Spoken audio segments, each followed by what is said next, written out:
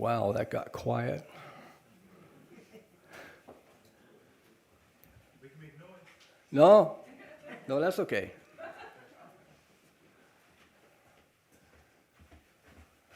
So everybody's here now? Okay. First of all, I want to thank everybody for taking their time and coming out and honoring the family with your appearance here today. On behalf of Carmen, Maria, and David, who I spoke to at our interview, welcome to this very special celebration of life for Harmon Ellis. Your presence here today is greatly appreciated by the family. They didn't know how many people were coming, but we managed to fill this room up, so very good. Thank you very much for coming. Before we start, I'd like to open up in a word of prayer, just to ask the Lord to bless our time. So if you'd bow with me.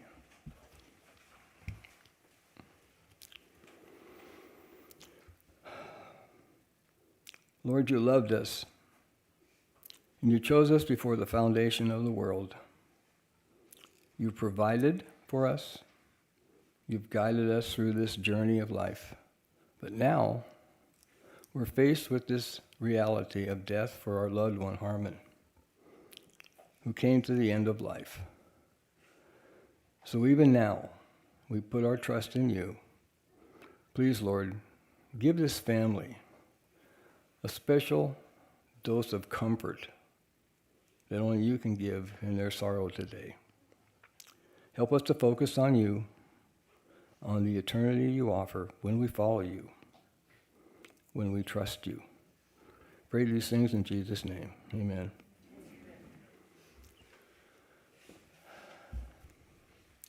Before I start, I want to mention a few people.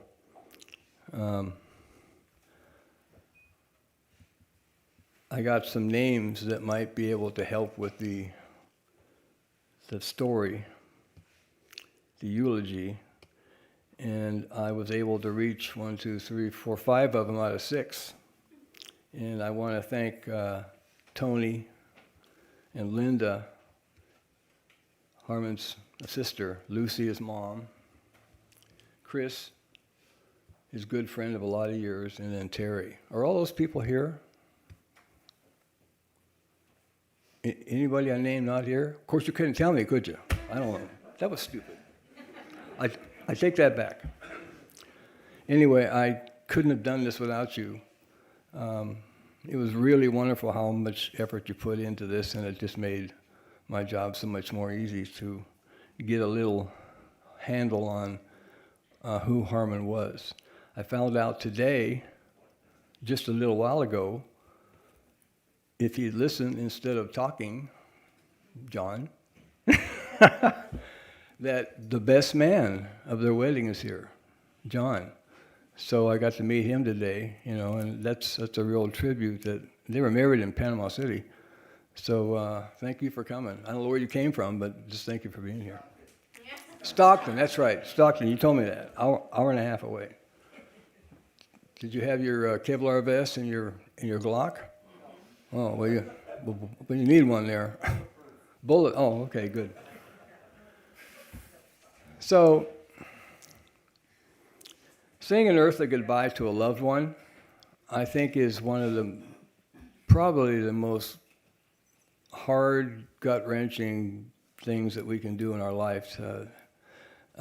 We have a little warning. We're not so taken back, but sometimes when they go quick, it's really bad. But even though it's at a time where you've got some warning, it's still hard to deal with, especially for the spouse, especially for Carmen right now.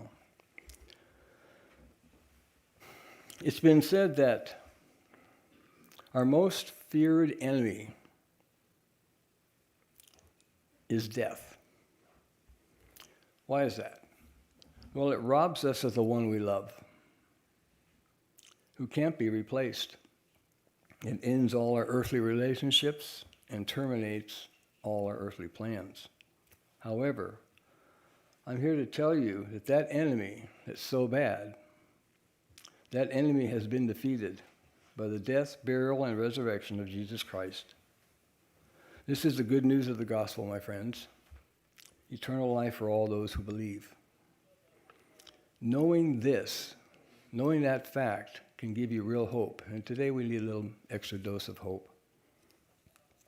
All that being said, we still have grief. And we still have sorrow, don't we?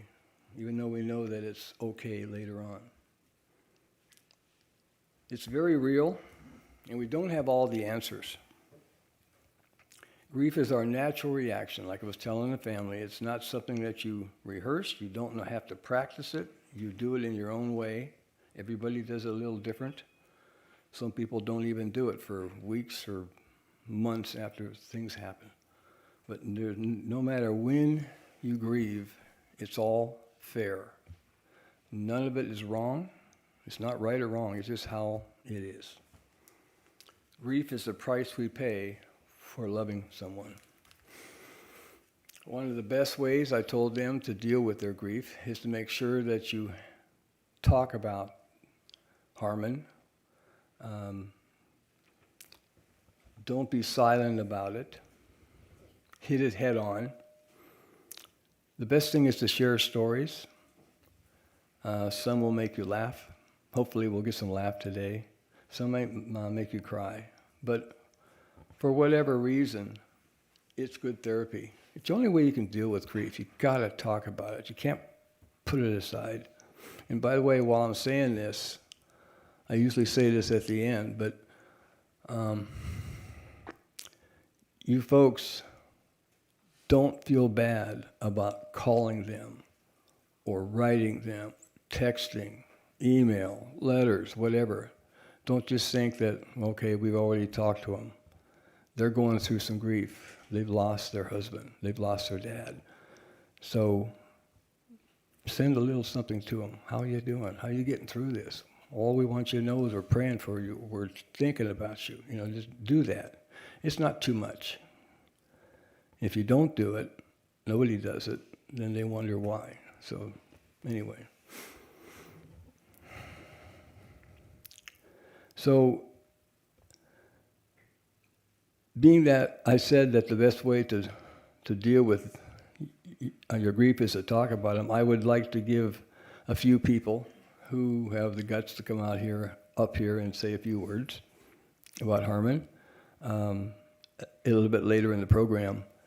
And you can have 2 or 3 minutes or 4 minutes or something like that. Don't go on and on and on, because we want to eat a little something too before we go home here. But that would be good. I'll give you some chance to think about it now. But right now we're going to hear his story that I came up with all the wonderful help that I had.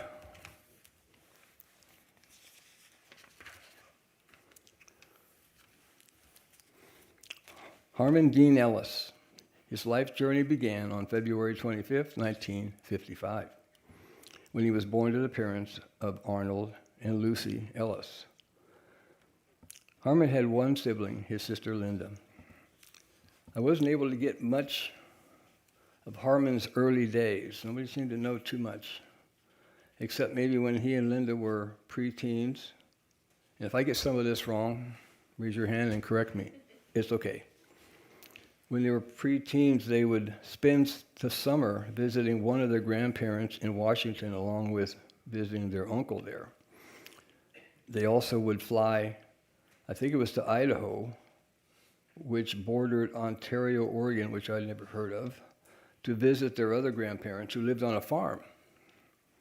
There they were introduced to chores like you would do on a farm. They were introduced to things like harvesting and irrigation. And I wonder how that worked out for everybody. Did they do some of that later on or what? But anyway, it's good to go work with your grandparents. At this time, or maybe a little before, I didn't get a timeline on this, but Harmon joined a Little League baseball team. Could have been before or after, I don't know. We were guessing that they were really preteens at that age, unless anybody knows. By the way, Harmon's mom, Lucy, mentioned to me that Harmon was named after the professional baseball player Harmon Killebrew, which I think is pretty neat. I thought that was interesting, seeing how I was an avid baseball fan myself. I said, well, that's pretty good. Later, while I was talking with Tony Anderson on the phone, he said, yes, that story is in fact true. Harmon Killebrew began his Major League Baseball career in the early 50s, and the family knew him, so that's how he got his name. True to form, Harmon may not have been an athlete in the truest sense of the word, but in line with his low-key and lowbrow personality, he was known as the Hank Aaron and Babe Ruth of the Sandlot baseball. Any of you here remember Sandlot baseball? Those were my best days. They made a great movie of that.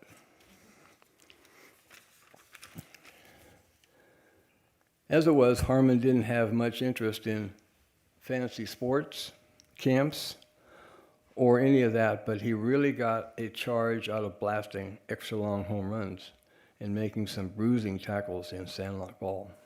And was that tackles in baseball or tackles in football? Sandlot, I don't know, but it could have been as you're coming in home plate sliding. Yeah. Good stuff. After Harmon graduated high school, Lily, can we turn that down just a little bit? Thanks.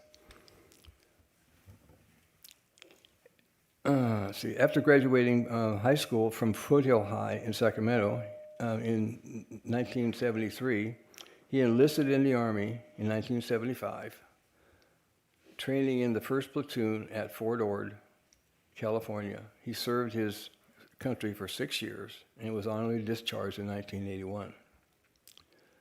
After he served in the military, Harmon worked as a civilian contractor for the Department of Defense, which provided him with many great adventures, as you can imagine. He traveled and lived in Germany and South Korea while stationed in Panama City, Panama. While there, he met Carmen. That turned out to be, actually, Carmen turned out to be his future wife and his stepdaughter, Maria. Things moved very fast for this couple. They were married 3 months later in October of 1986. By the way, Harmon and Carmen were married for 35 years. So who says you can't get married quick? How they met was very interesting. And I don't know if you guys have heard this story.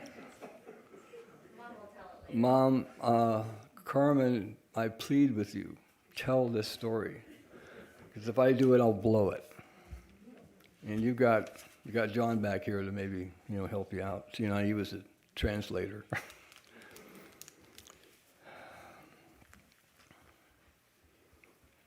I lost my place. Hang on a minute. Here we go here.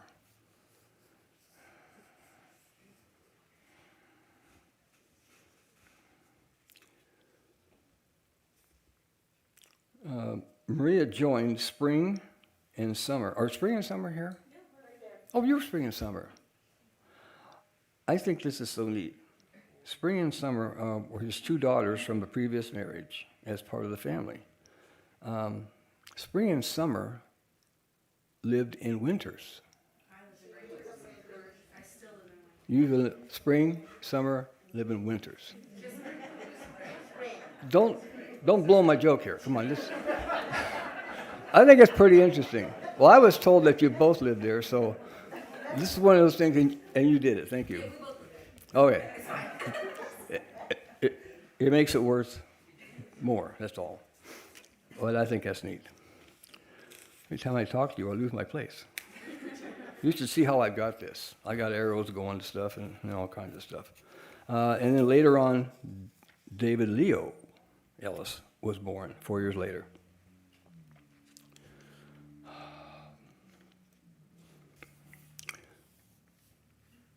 Harmon enjoyed the simpler things of life. He was the happiest when he was outdoors camping. Anybody that knows him knows about all this.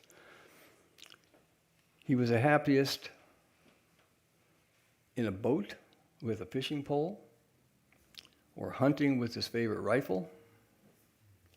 He really loved doing all these things. But I'll tell you what, his favorite pastime was doing all these things with his family. Family was everything to him.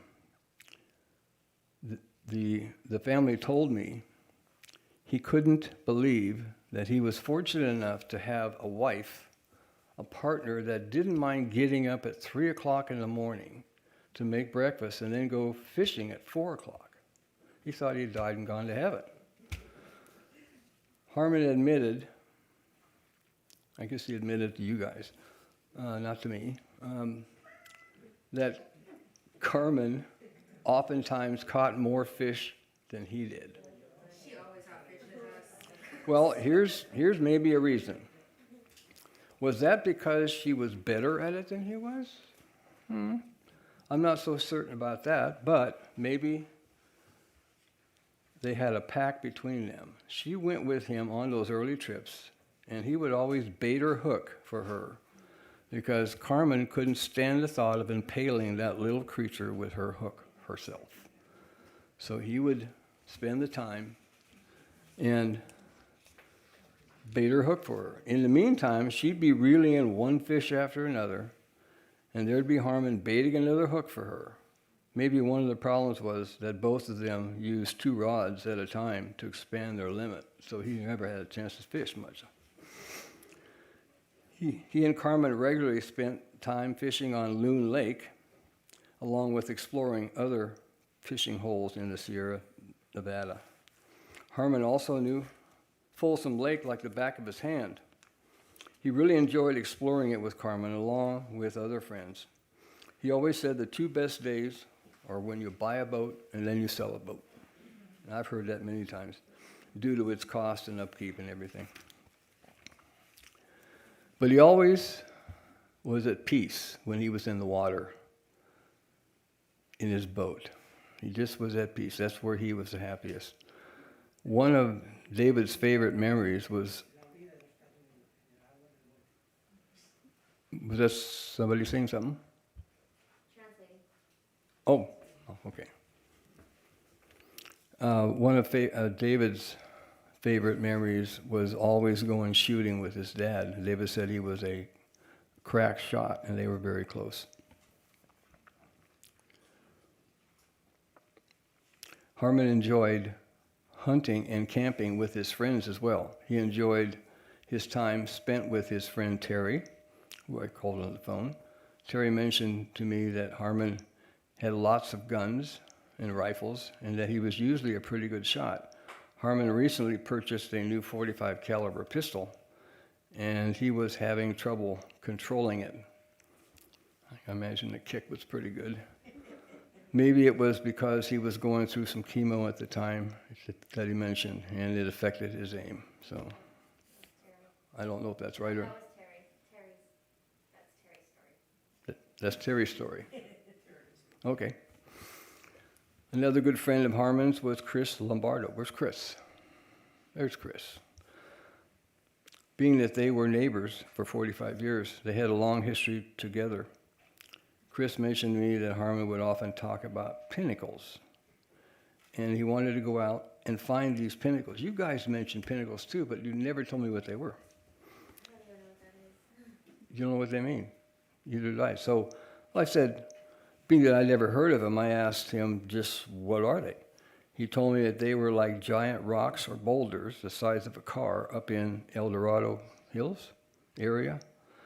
Harmon didn't want to use his truck to get it all scratched up, it being big and all, so he talked about borrowing his sister Linda's car because it was much smaller to get through narrow areas.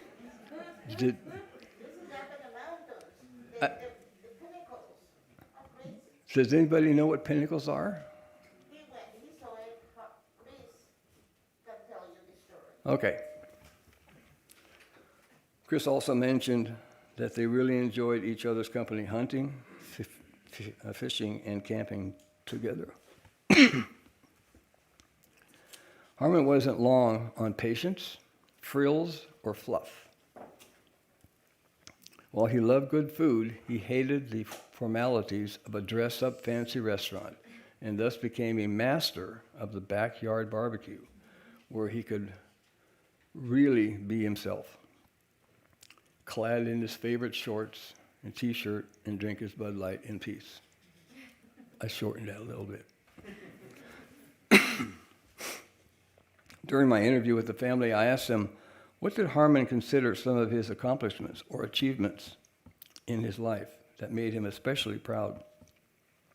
Without even thinking, and I mean it was instant, they said his kids. All three of them said his kids. He really loved his kids. What they said next surprised me. They said after charbroiling that premier steak and having it turn out perfect, he would raise it up, checking it over intently, and would say, just look at that. Perfection. So to Harmon, this was a real accomplishment. I need some water.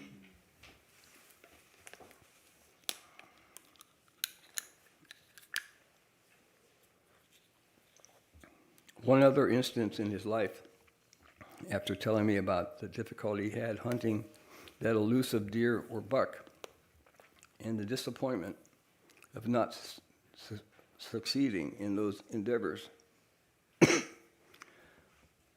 On one trip, he was able to take down a deer with a bow and arrow. You can imagine. He was over the top excited and proud of that time.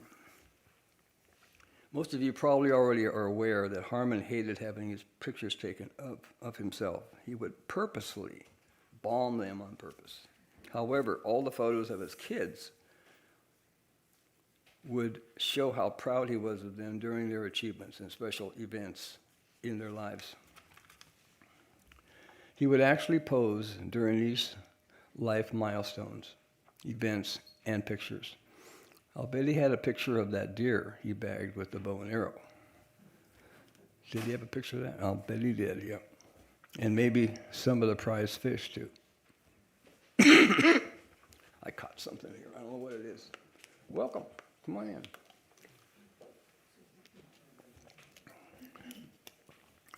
in. Another trait of Harmon's was his competitiveness, which I imagine most of you know about, in anything he took on. Things like ping pong, darts, shuffleboard, pool, card games, such as 31, which I never heard of. If you were on his team, you won, flat out. If you were playing against him, you lost, flat out. He was always the best person to have on a team, and getting a rise out of him always provided hours of laughs. In addition to his highly competitive nature, he always loved talking smack. Harmon finished his career at the U.S. Postal Service as an electronic technician, where he worked for over 20 years, earning his retirement earlier this year. And thank all of you that came from the post office to honor Harmon. That's really good. Harmon is survived by his wife, Carmen, and his children, Summer and Spring, from winter. Work with me here, will you? I mean, I was shocked to find out that the city even existed. I mean, Oh, really? it's like a 20-minute drive from where I work. Why wouldn't I live in winter? It's just to be able to say. I just think it's a neat story, even if it isn't true. Well, come on. Marie and David, his mother, Lucy, his sister. Lucy and his sister Linda. The grandchildren, I believe they said Nathan and Logan. We didn't talk much about them, so I have nothing on them. He leaves this world to be reunited with his first daughter, Wendy, who left this world way too soon. That's his story that we got. So now, I think it'd be time to, maybe come up and say a few words. You were going to talk too, right? I can add to your story. Yes, why don't you come? Make sure that you don't change what I said, so I look back, okay? I think you did pretty good. Okay, good. You forgot to interview me. Oh. Well, you weren't here. I'm probably not going to look at you guys because that's when I'll start crying. So,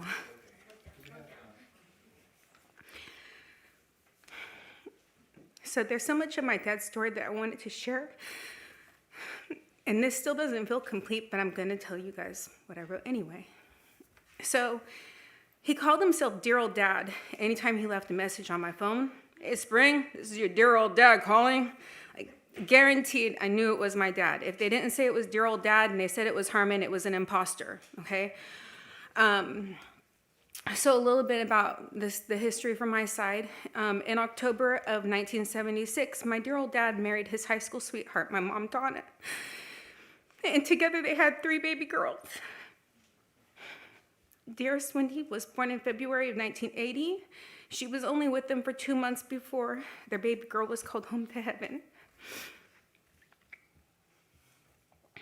A year and a little bit more later, I was born, followed by my sister Summer, who was born in July of 1983. And soon after my sister was born, my parents decided to go their separate ways. But dear old dad was always in our lives. Dear old dad's work carried him all over the world, but Colombia was where he met his second wife, Carmen. Sorry, Panama? Because I said one time, let's make your email Panama Mama. And you said Colombia. And I was like, that doesn't sound as good. I'm from Colombia, but we made in fun of us. Okay, Panama. Good story. Sorry. It's okay. I'm trying to put some humor in it. Panama Mama. Anyways, she had a daughter, Maria, and our family grew bigger. 9 years later, dear old dad and Carmen welcomed their son David into the world, and dad's greatest wish came true. His family was complete. He had a son. So the memories and gifts I'll always cherish from dear old dad. Dear old dad was Daddy Shark before the song Baby Shark made it cool. Many summers were spent at the apartment pools or local lakes swimming frantically away from Daddy Shark as he slicked his hair into a pointed fin and chased us around the pool. And dear old dad made sure that 1 week every summer we could count on him to pick us up in his little white pickup truck for our annual camping trip. Blaring mountain music by Alabama, the little white truck wound its way up the curvy mountain roads, destination Stumpy Meadows. We'd pitch our tents, or at least we'd try. Refusing to buy new ones, our dome tent had holes from the relentless squirrels determined to raid the bread stash, and the big tent was missing the connector piece that held the legs up. But that's okay. It was during these times that we learned the value of having a roll of duct tape handy. The holes were mended and welded together, and the fun began. During these summers, I learned how to tie a hook, clean a fish, shoot a gun, use a bow and arrow, and start a fire. All essential survival skills according to dear old dad. Dear old dad instilled the importance of a college education into all of his children. And as a result, we all have a college degree, or some of us 3. And it's opened up opportunities and doors that would otherwise have been shut. He gave us the gift of the ability not just to survive in this world, but to thrive in a world that values higher education. On February 25th of 2015, dear old dad turned 60, and he spent his afternoon at the hospital meeting his sick grandson, Nathan, who shared his birthday. When I told him how scared I was that I'd screw up, his words of wisdom still ring true. It's hard to screw up being a parent as long as you keep trying, because kids are the most forgiving creatures in the world. Every day, I learn how true those words are. And almost exactly a year later, my sister had a son, Logan, born on February 23rd. So really close birthdays. Our family likes February. I love you were the last words that dear old dad spoke to myself and my sister. In my family, we don't say I love you. It's very much implied by actions that speak louder than words. He knew his time was short, and he'd made peace with that. So it was the first time in my 40 years that my dad told me that he loved me. And it was the last thing that he ever said to me.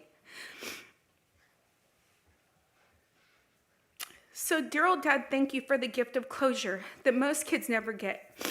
Thank you for the lessons and for the unexpected gifts I'll pass along to Nathan The value of these tokens and memories are priceless, and I love you too.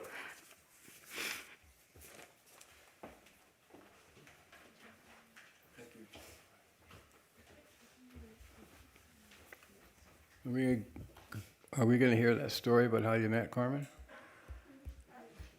But then John said it first, and I confirm it. But don't you call John, and then I will confirm. Do you want to tell it, John? Okay. That's the interpreter and the best man. So, here goes. Good luck, John. I Hi. don't know what I would have done without you. Yeah. Well, here we go. Well, when we were all in Panama, I was elected to be interpreter and friend. So it was me, Carmen, and Harmon, the three amigos. So she didn't know English, and Carmen didn't know Spanish. So here I go, translating. From that point on, the three of us became real close, and we had adventures all over the place. But it's kind of funny, you had to be there.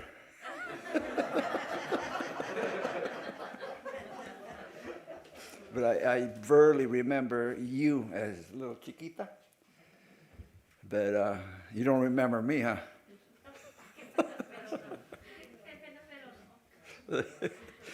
But well, anyways, we showed up. What? ¿Cuándo? ¿Cuántos meses? 3 months later. 3 months later, Yeah. just as the piece. Interpreted and best man. By that time, she knew English, and Harmon knew more Spanish than he showed. But, see. And after that, I left, and they stayed in Panama. But about maybe a month or two, I invited her to my house in Sacramento. I was married to a Mexican woman from Mexico. And right off the bat, I noticed there was something in that atmosphere that wasn't right. It was my ex. My ex is not a bad-looking lady at that point. But there's two Latinos under my roof, and my ex, she was jealous of Carmen. I heard after they left, she said, I don't want her in my house. They're my friends. What are you supposed to do? But it was hell for that day. But and then I do remember a little story. I don't think Carmen was with us, but we went fishing in the Pacific Ocean, and Harmon was there. It was a deep sea fishing, and he had got a hold of a tiburon, a shark, and then me and two other coworkers, we went swimming in the Pacific Ocean. The captain said, he's turning off the engine, and then we could go swimming. So I noticed the boat was slipping away. So I started going swimming back towards it because the water was cold. And then the moment I got on board, I was the second person on board. Harmon was fishing at that point. He got a hold of that shark. And then I realized the other two guys were Bob and Bob. And then he was reeling it in. He was fighting with it big time. And then it broke the line. Then I realized when I was on board, he was getting ready to have some lunch on these white legs, and the other two pair too. And I told Bob and Harmon, we were almost shark bait. But that was another story there. I had to do some hard drinking fast at that point.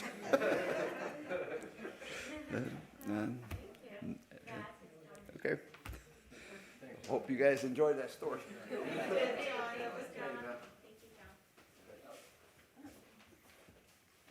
What about you, Dave? You think you can manage a little something?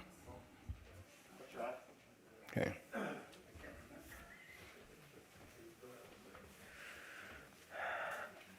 Hi, I'm David. I'm Harmon's son. If I haven't met some of you before, just want to say on behalf of our family, thank you for showing out in remembrance of my father. I guess like one of my earliest memories is, as you know, now that my dad likes to fish, is being at Nimbus Dam. He liked to go salmon fishing, and there's a place called the Wall where people would go and they'd throw out, a weight and a hook with some yarn on it, and you'd just start yanking, trying to grab a salmon, pretty much illegally. And one of my earliest memories is being harnessed up with a leash on me with a Tonka truck while my dad's like fishing over there, and I'm just like playing with my Tonka truck. Yeah. He introduced me to the fishing early, and then as I got older, he introduced me. Then he started helping me learn how to fish at the Wall. Caught some fish. I had some friends. He'd help us out. He'd bring us all out and teach us how to do it, and teach us the ropes. And eventually after that, as I got older, he'd take me and got me a pair of waders, and then he'd help me go out there and wading and then we catch fish. And then my next memory of that was I was probably like 13, 14, pretty young out there in the water, and you're casting out, just letting it drift, and then there's people on the other side casting out and drifting. And I remember at one point, I think I cast it a little bit too over someone else's line, and they started chirping at us and talking some smack to us. And then my dad just went a little, he got into it with them, and I'm just like, oh man, I was like, oh, he had bad knees at that point. He's older, I'm just like, I don't know if he should be doing this right now, this is not that, just keep it down, we'll not do that anymore. But no, he is, I love my dad sincerely, and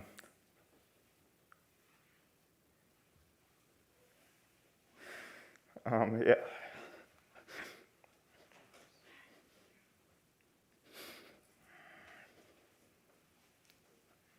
Highly influential. Looked up to him. Yeah. No. Thank you guys for being here.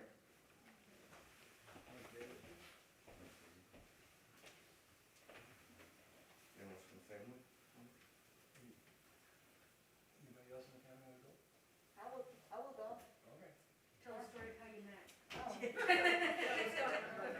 Because I heard a different story. I heard a different story too. Oh, great. Well, I heard it from her, so. well, That's probably right. Harmon and I, we met in Panama, like we said earlier, in August, and he celebrated my birthday. And after that, the first date, I used to work in a boutique for special clothing for children. So Harmon saw me through the window into the cashier, and he told John Duarte, oh, what a pretty girl. I wanted to meet her. So he came in with the excuse to buy clothes for you guys. So he asked me out. He wanted to go out to dance. Well, my husband, he's been known for having 2 left feet, right? So we have a date, and he's turned me up on a first date. He didn't show up. Yeah, he didn't show up. This is the story I heard. That's the story. Then he came back on the next week and apologized, of course, with our interpreter here, that he cannot make me lie to him. He told him to apologize to me. He got too much to drink, and he forgot about it. Okay? So he said, give me a second chance. I mean, he's talking to him. He's my interpreter, because like we said it, neither one speak the language, right? So he said, well, he wants you to give it a second chance. And I said, okay. So we went out. By that time, it was the first week of the movie Top Gun. We went out to the movie, watched the movie, went to the restaurant, had some couple drinks. We took off. But the first thing he said to me, through him, was, told Carmen that if she wanted to go out with me for fun, it's good. But I want her to know that don't think that because I'm going to go out with her, I'm going to marry you, because I'm not going to. Make sure that she knows. Yes, make sure that she knows that if she go out just for fun, it's fine, but I'm not going to marry her. Because I'm coming from a hard divorce, and I don't want to marry her or no one again. And I'm thinking, what an idiot, right? The first date, he asked me out, I'm thinking, hello, for fun? But you know how women are, right? So I said, okay, we go out. What do you think? I have marriage on my forehead or something? And, okay. So my husband used to drink a lot because, like I said, his divorce paper just got while he was in Panama, and I met him right thereafter. So I'm thinking, wow, really? And a lady named, from Germany, she was like a live right there in a hotel where he was, next door. And she said, oh my God, you're so pretty, you're so young. What are you doing with that drunk? and he said, so anyway, to that time, he celebrated my birthday, and nothing has happened, right? So finally, one day, after that, we closed the store because it was only another girl and I on a boutique. We closed the store, and it was not too far away from where he was living. So I went to thank him, right? So I went to the hotel, and the operator, her name is Carmen also. So I said, I come to see Mr. Ellis. Oh, I'm sorry, Carmen, he's not here right now, but you can wait here. So I got into her cubicle, and we talking. It was 8 o'clock. 9 o'clock came, 10, 11, 12, 1, and 2. Waiting for Harmon. He's not coming, right? So suddenly, Carmen says to me, oh my God, Carmen, hide under the desk. Here is Mr. Ellis coming. Oh my God, but he's not coming by herself. He's coming with another woman. And I said, what? Okay. So he picked up the key from his room, and he went on, and I went home, right? And then I have a friend who was a lawyer, who was after my bones for a long time, and I didn't care about him. You know, we go out and have a drink sometime, but nothing happens, right? So he happens to call me the next day after this happens to me, and he said, Carmen, you want to go have a dinner and a drink? And I said, why not? Well, we went out. And then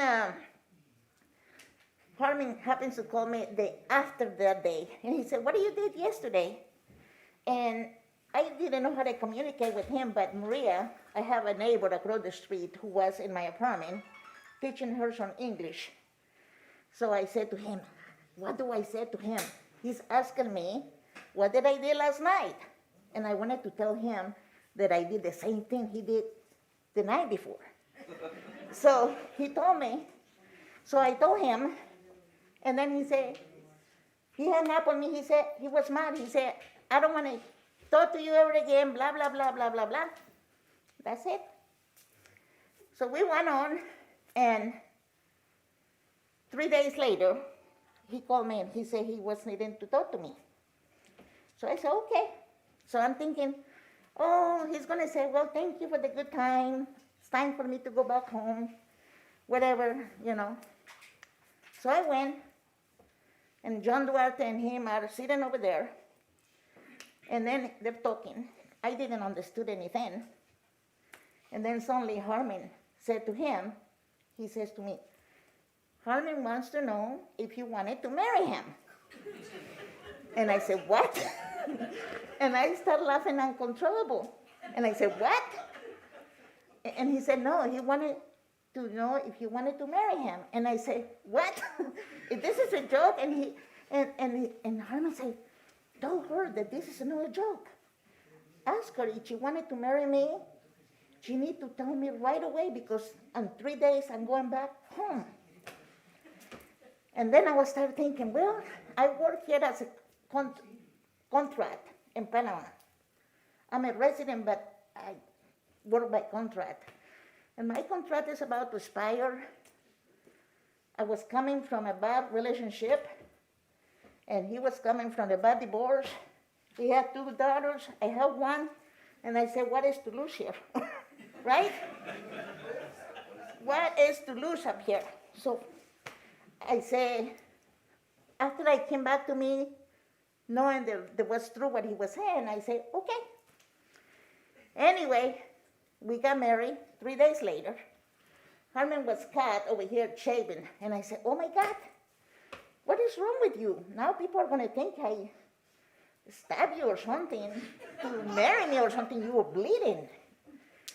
And he said, no, I'm just nervous. And I said, okay. So 3 days later, Harmon came back to America and then worked on my visa. And 5 months later, Maria and I, we came here to America. And has been 35 years. I cannot say that 35 years is a better process because nobody that is married for this long can say that.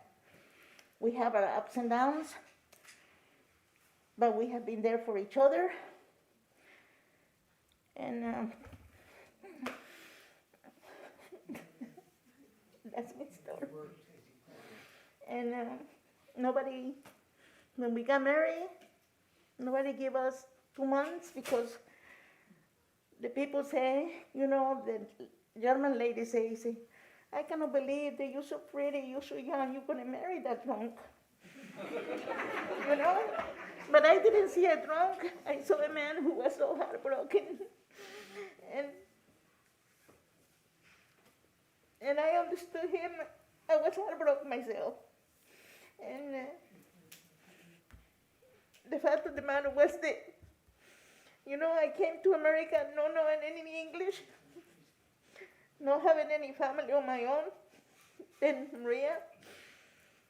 And Harmon was sent to Panama back in '89, when Noriega was taken out. My mother-in-law, she helped me to take me to school to learn some English as the second language. Linda helped me to drive because a man cannot help you, the wife to drive. Men just cannot do it, right? So Linda was helping me out while Harmon was in Panama. I didn't know how to drive, but I was managed to pick up the bus while he was gone and take the bus and come back in the bus. I never get out of the bus. I just wanted to see where the bus was, and I find out where the mall was because I never got out of the bus, right? So I went all the way to Sunrise and go back home, and that was it. And when Harmon came back, I got my driver's license, and I was just doing my Spanglish and a lot of dictionary, a lot of happy times, because we cannot fight, we cannot argue, right? Happy marriage. Everything was good. He cannot talk, I cannot talk. We didn't understand each other, right? So this is our life. But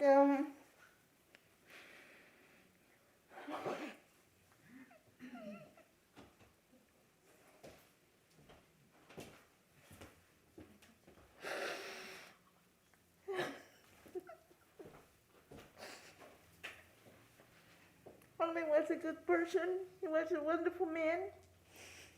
And even though he having a hard time to say what he feels,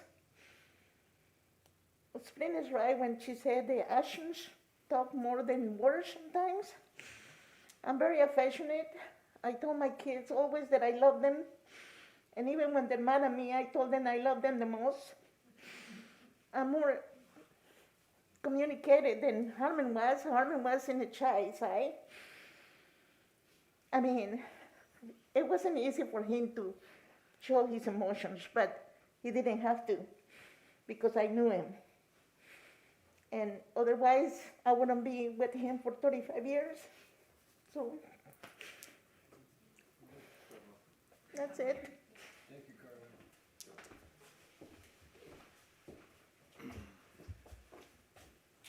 There's no way I could have told that story. So thank you. I think you're next. So I'm the one who has to try to follow that story. It's going to be hard to compete with that one. My name's Tony.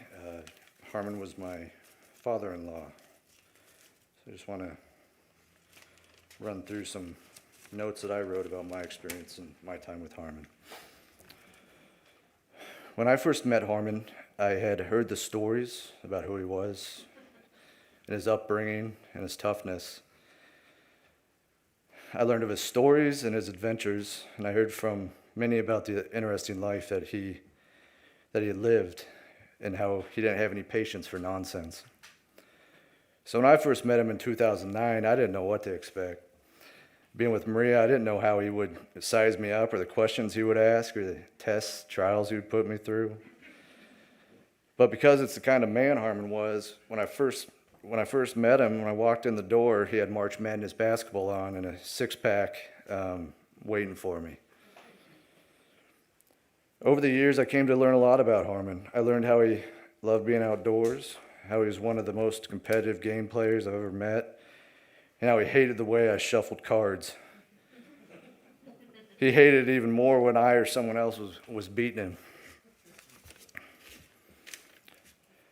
I learned a few stories here and there when he would share them, and I cherished those moments when he would share them.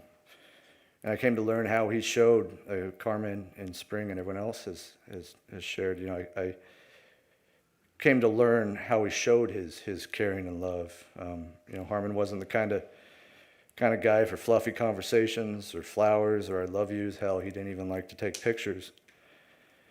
But he showed his love and caring through spending time with those he cared about and loved, and always showing you a great time while doing so. And as we gather here today, we can remember and celebrate those good times with a great man. As I was driving south from Oregon, I was thinking about, you know, the top 3 things Harmon, or top 3 or 4 things Harmon would want us all to practice in our lives, and things he taught me. And I have his voice, you know, in the back of my head telling me these things. So I wanted to share a few of those things that I can hear Harmon reminding me about and telling me about. One is just that, you know, life is too short. Be thankful for what you have and those around you and the opportunity we have on this earth to do good things, and also have an adventure or two. I remember Harmon sharing that advice with me. I also remember him telling me, you know, Tony, don't sweat the small stuff. Life goes on and we must move forward with it. And then another thing Harmon always sort of modeled and practiced was, you know, enjoy the little things and have fun when you can. Really embrace the low-key fun things, those backyard barbecues, those rides out on a boat, those times when you learn how to put, you know, power bait on a line and throw it out. Those are the things that life are made of. And incrementally, those are the things that make memories. And Harmon taught me that. And I think the last thing I'll take away is, most importantly, don't fall behind in darts or deal cards like a goofball. I gotta learn how to deal so the family isn't annoyed with me anymore. On this day in old days, We all have the opportunity to celebrate and appreciate those special people in our lives. And on this particular day, we get to remember a wonderful man.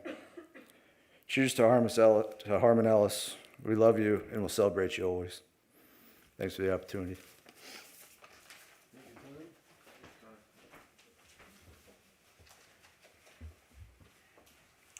We're getting a little long on time here, so is there anybody else who wants to do a minute or two? It's okay. Come on back. Come on down.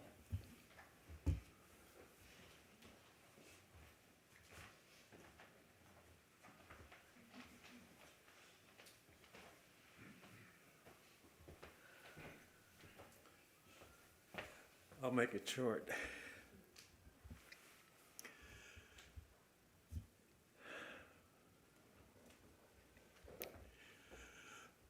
I'm reminded today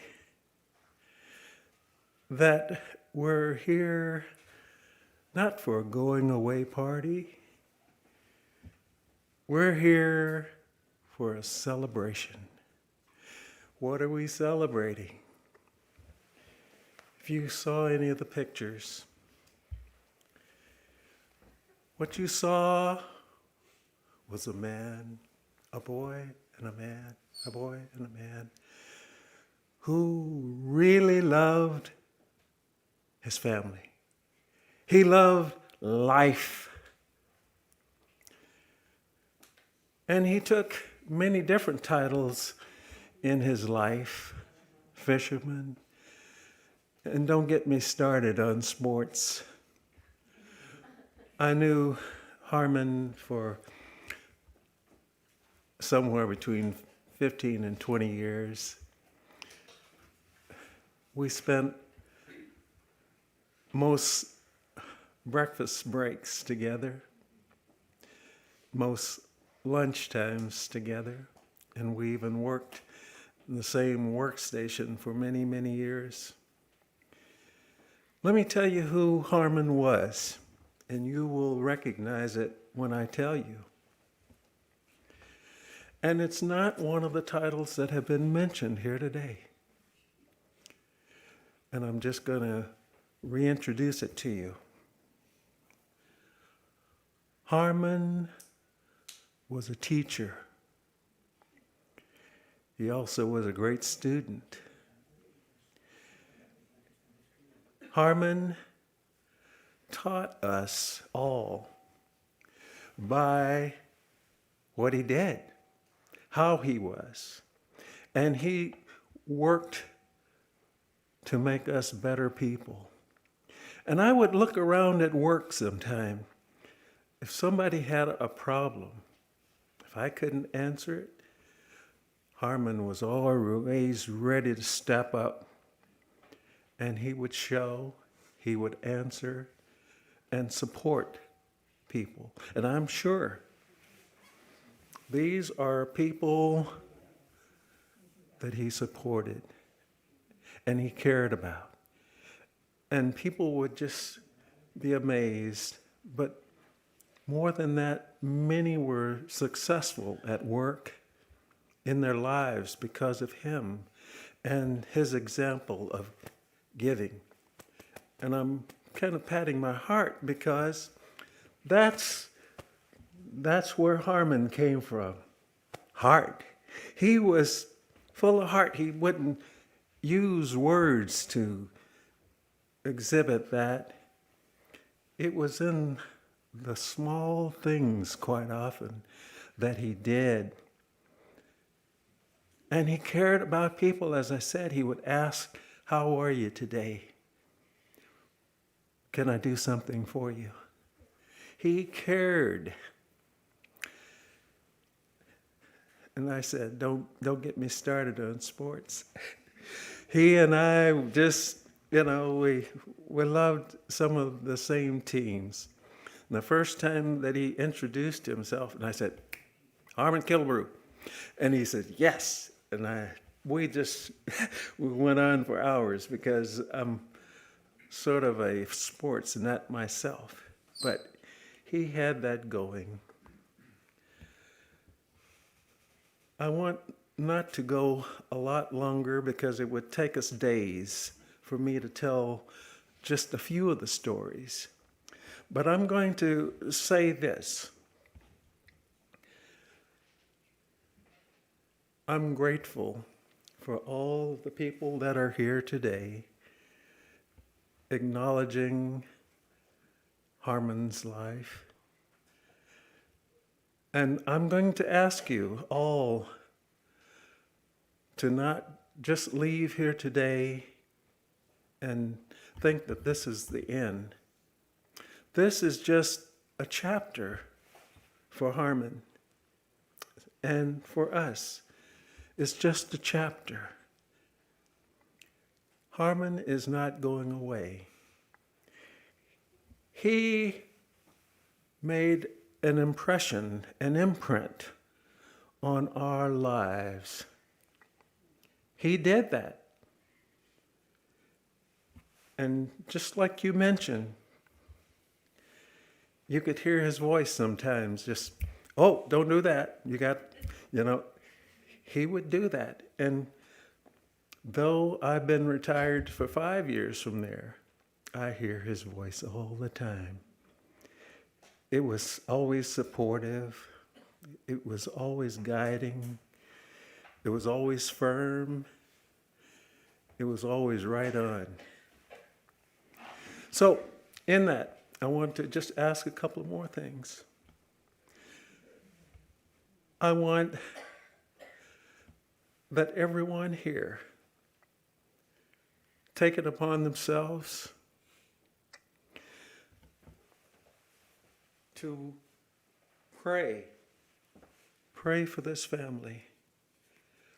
Pray for their guidance. Pray for their strength. And I use that word strength. That's what Harmon had. He had it. He and I were both struggling all the time with our knees, our feet, and what have you. And boy, sometimes it seemed like neither one of us could stand up. But we were there, and we'd be there the next day and the next day. That's what we have to have, that kind of togetherness, that kind of faith. And I'm going to just cut off here and just say thank you for being here. Thank you for listening to my words. Blessings.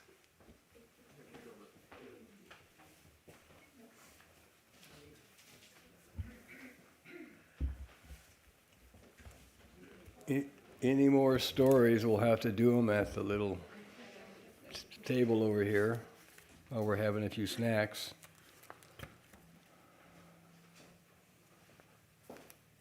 Ooh, we've really gone long. I'm going to conclude with a word of prayer. And then we're going to come over and get some sandwiches and just kind of hang around and just tell some stories about Harmon. I'm sure there's a lot more.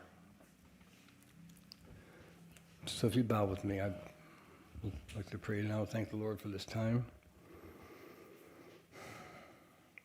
Father, we give you all the praise. We give you honor because you're the only one worthy of worship. There's no other name on this earth by which man can be saved. So we lift your name on high. Someday we will see you face to face if we trust you, if we know you, if we called on your name for salvation.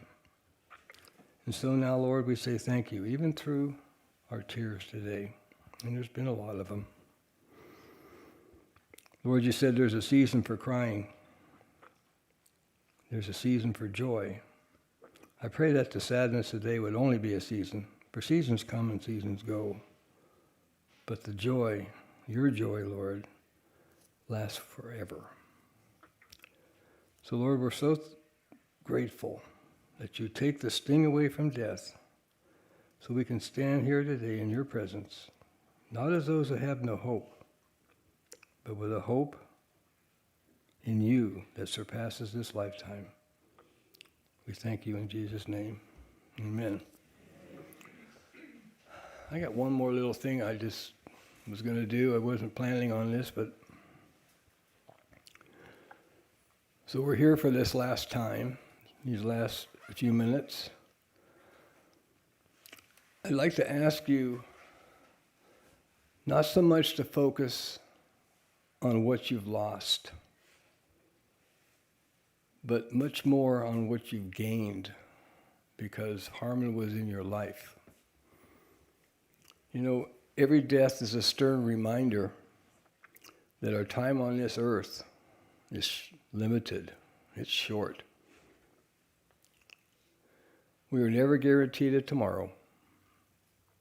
Again, that's a reminder to all of us to live life to the fullest, to love life, to appreciate life, and to make life count. We do that because our eternity depends on it.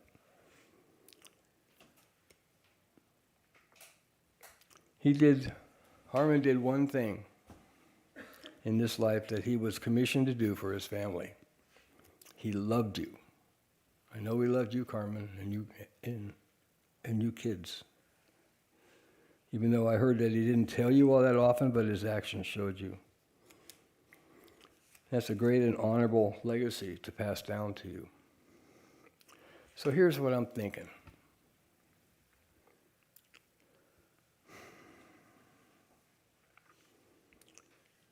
You told me this week, and I heard tonight,